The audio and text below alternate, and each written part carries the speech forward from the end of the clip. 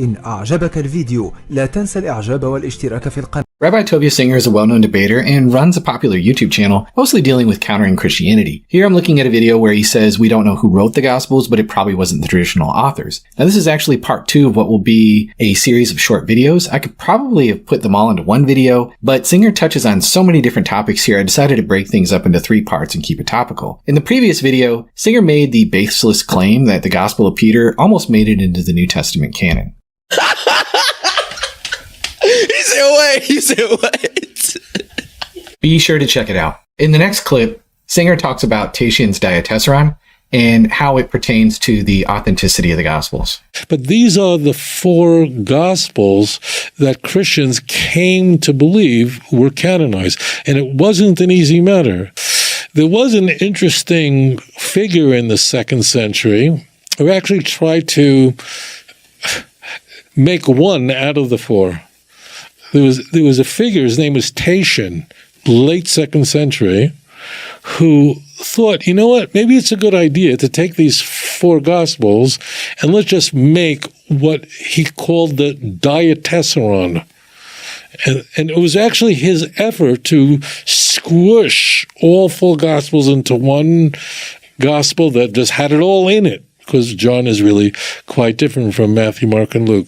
But okay, so let's add some clarifications here. The title diatessaron literally means out of 4. And as Singer acknowledges, Tatian is harmonizing, or as he puts it, squishing together Matthew, Mark, Luke, and John, using John as the backbone. Now what Singer is talking about here is the fact that there's been a long-standing scholarly debate about how far back we can trace the roots of the 4-fold gospel. Even though the 4 gospels obviously existed in the 1st century, there's still discussion about when Christians began to gather them together and view them as a unit. Most skeptical scholars will say that this didn't really gel until around the time of Irenaeus in 180 AD, who wrote, "It's not possible that the Gospels can be either more or fewer than the number that they are, for since they are the 4 zones of the world in which we live, and 4 principal winds, and the cherubim too were 4-faced." Now, Irenaeus is often portrayed as a mean, old, Orthodox heresy hunter and book burner. But interestingly, Tatian formed the diatessaron a decade earlier when Irenaeus wrote. We need to remember that Tatian just didn't come out of nowhere, but was actually a student of Justin Martyr. History tells us that Justin was a pagan who grew up in a Jewish environment. He studied Stoic, Platonic, and other pagan philosophies until he converted to Christianity in about 132, possibly at Ephesus. At one point in his writings, Justin indicates how many gospel he knows when he describes these gospels as drawn up by the apostles and those who followed them. This language implies at least 2 gospels written by apostles, and at a minimum 2 written by apostolic companions. Justin quotes or alludes to passages from all 4 of the canonical Gospels. In such a case, Justin provides evidence that the 4-fold Gospel became authoritative in some parts of early Christianity by at least the middle of the 2nd century. In fact, Justin tells us how the Gospels, which he called memoirs of the apostles, were valued in his day. He writes, "On the day called Sunday, all those who live in cities or in the country gather together in one place, and the memoirs of the apostles or the writings of the prophets are read as long as time permits. Then when the reader has ceased, the president verbally instructs and exhorts the imitation of those good things." Obviously, such a worship practice wasn't something that Justin invented, but one that has a long history. As a result, there are good reasons to believe the 4-fold gospel dates back even further than what Tovia Singer is saying. If anything, this is just evidence for the genuineness of our 4 gospels, not evidence against them. Boom.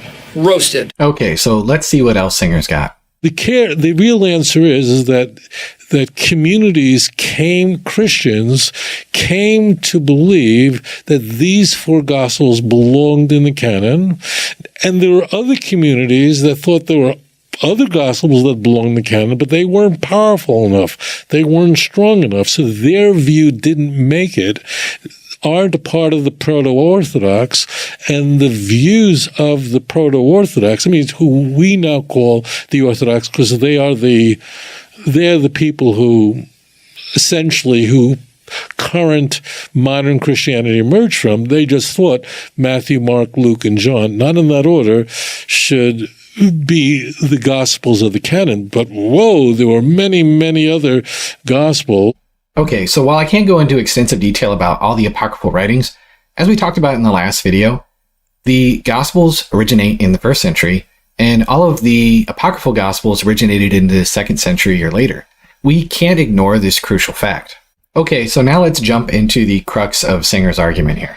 So the books that the church, the powerful people in the church, came to accept as what was canon and what was orthodox, who had apostolic authority, they believed, meaning Matthew wrote Matthew, which is nonsense, but Matthew, they can't believe that Matthew, because Matthew, Levi, was a disciple of Jesus, and that Mark was a secretary of Peter based on Papias, earlier 2nd century, and John was the son of Zebedee, and Luke was a companion of Paul. So those criteria became very important to the church, but it was really reversed. The way it worked is if the people who were in power liked the book and liked the teachings of the book, they then accepted it, and then those books were assigned these names: Matthew, Mark, Luke, and John. Okay, so were these names just picked out by Irenaeus or others and just basically generated out of thin air?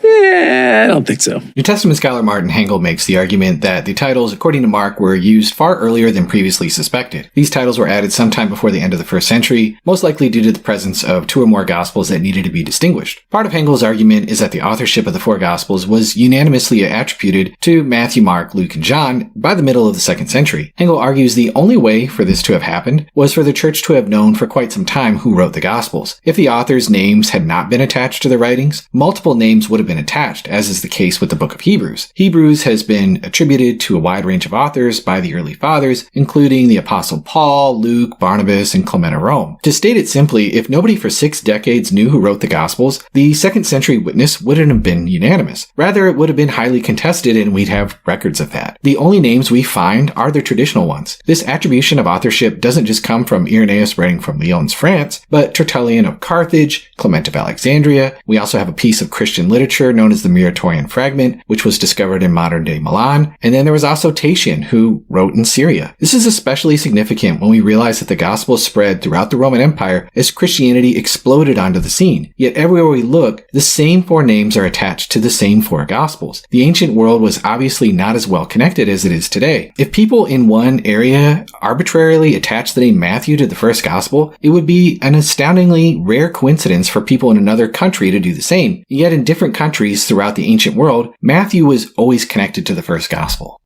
Singer's argument is a very popular one, and you often hear it parroted by skeptics online, but it doesn't hold up to historical scrutiny. In the next video, we'll discuss Singer's arguments against the authorship of the Gospel of Matthew, and if there's any internal evidence that Matthew actually wrote it. So thank you for joining me in this video, and I'll see you in the next one.